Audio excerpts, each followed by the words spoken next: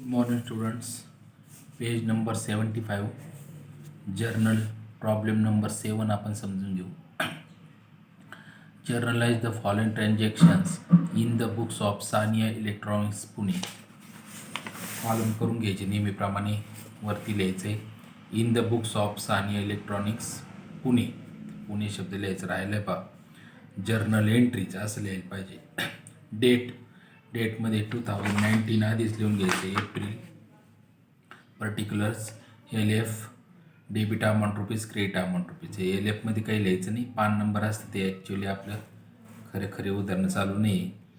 जे मुख्य जी वही असती व्यवहारांची त्याचे पान नंबर आहेत लेजरचे, ते आत्ता नाही, आपल्याला फक्त आखून ठेवायचं असतं ते. पहा आपण सुरू करू गणित. Debit balance on 1 April 19. Debit balance on 1 April 19. Cash at bank rupees 50,000. Sundry debtors asset आहे पहा 15,000. स्टॉक ॲसेट आहे 35,000. Plant and machinery 1 lakh. हे सगळे डेबिट बॅलन्स आहेत. आणि क्रेडिट बॅलन्स दिलेले आहेत. सन्ड्री क्रेडिटर्स वर्षा रुपीज 10,000 आणि बँक लोन रुपीज 40,000. पायाची जर्नल कशी केलेली पाठीमागच्या पानावर 76वर. Bank account debit 50,000. Sundry debtors account debit 15,000. Stock account debit 35,000. Plant and machinery account debit 1 lakh. Total करायची. टू वर्षा अकाउंट 10,000 आणि टू बँक लोन 40,000. ही टोटल करायची डेबिटची. ह्याच्यातून हे 2 वजा करायचे, 10 आणि 40, 50,000 वजा करायचे. जो फरक येईल तो टू कॅपिटल अकाउंट लिहायचं 1,50,000. Being balance brought forward from the previous year. त्यानंतर 5 April sold goods to Neha rupees 30,000 at 18% GST. 18% GST काढायचं पहा. 90,000.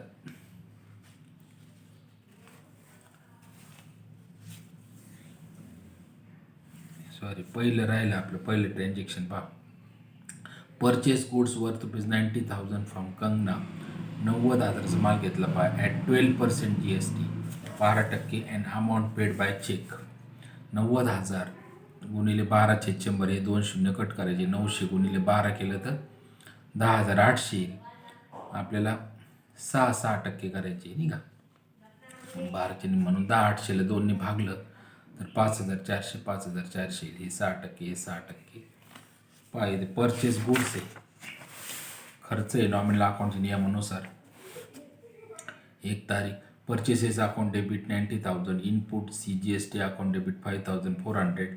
Input SGST account debit 5,400. To bank account चेकने पैसे दिले म्हणून टू बँक लिहायचं. म्हणजे टोटल करून लिहायची 1,08,000. Being purchase goods at 12% GST and paid cheque and amount paid by cheque. इथे हे 10% हे खोडून टाकायचं आहे, जुन्या पुस्तकात येते. नंतर 5 April sold goods to Neha rupees 30,000 at 18% GST. 18% GST पहा. 30,000 गुणिले 18/100 हे शून्य कट करायचे. 300 गुणिले 18 म्हणजे 5,400. याच्या निम्म करायचं म्हणजे 2,700. 2,700 येईल. 9%. 9%. पाय एंट्री. उधारीने माल विकलेला आहे. नेहा अकाउंट डेबिट ही रक्कम नंतर लिहायची, पुस्तकात चुकलेली आहे पहा. 35,400 करायची. टू सेल्स अकाउंट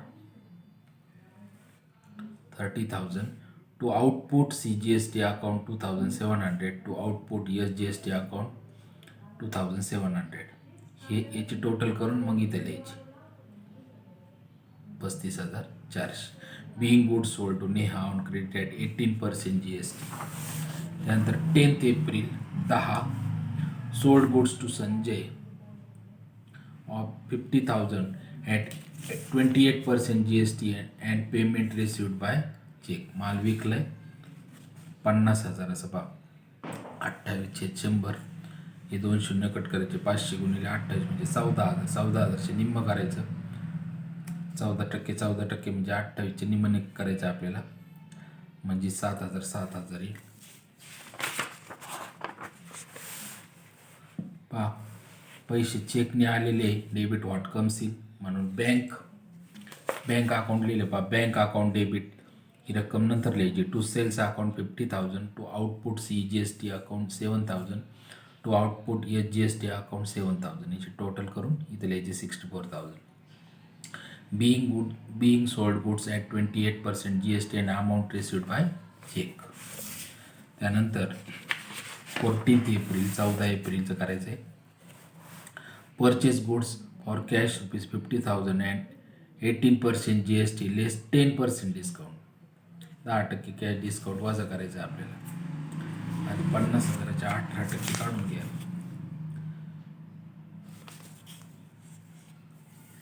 14 तारखेचं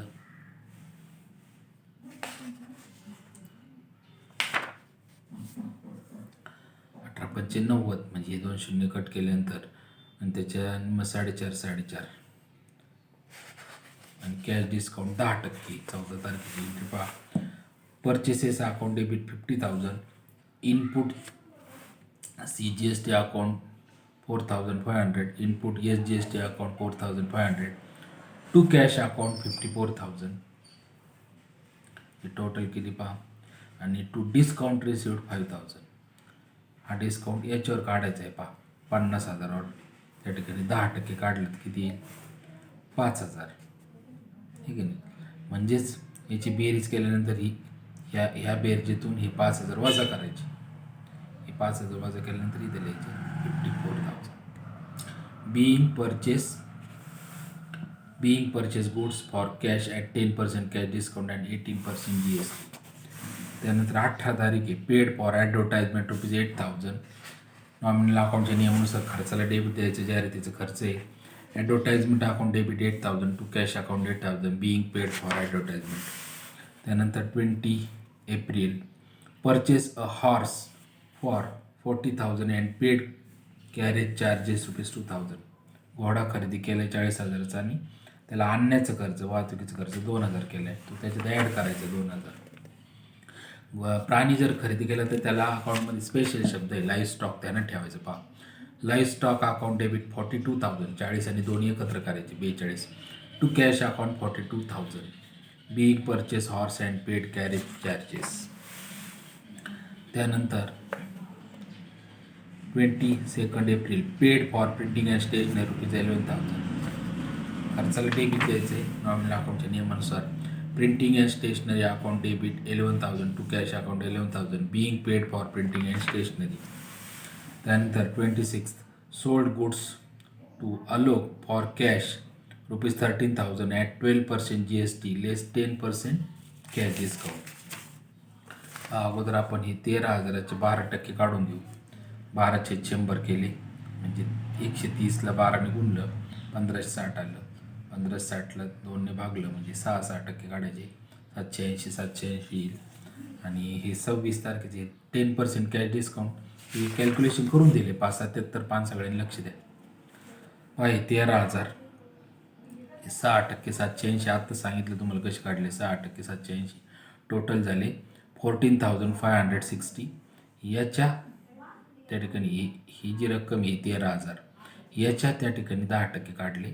हे याच्यातले 10% म्हणजे 10चे 100 करायचे म्हणजे 1,300 वजा करायचे म्हणजे हे कॅश रिसिव्ड आले याच्यातून 13,260. ही एंट्री इथं समजून दिलेली आहे.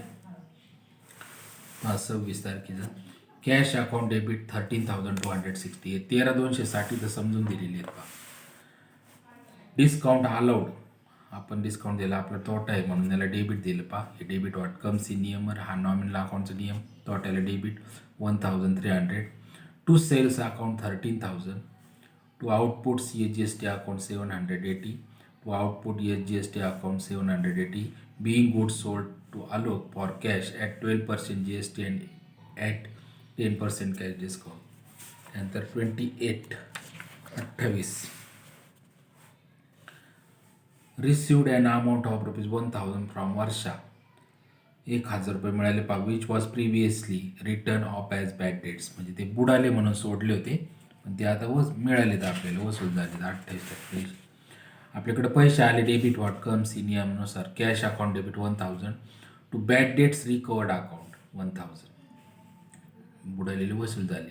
Being the amount previously written off as bad debts now recovered. त्यानंतर 30th एप्रिल.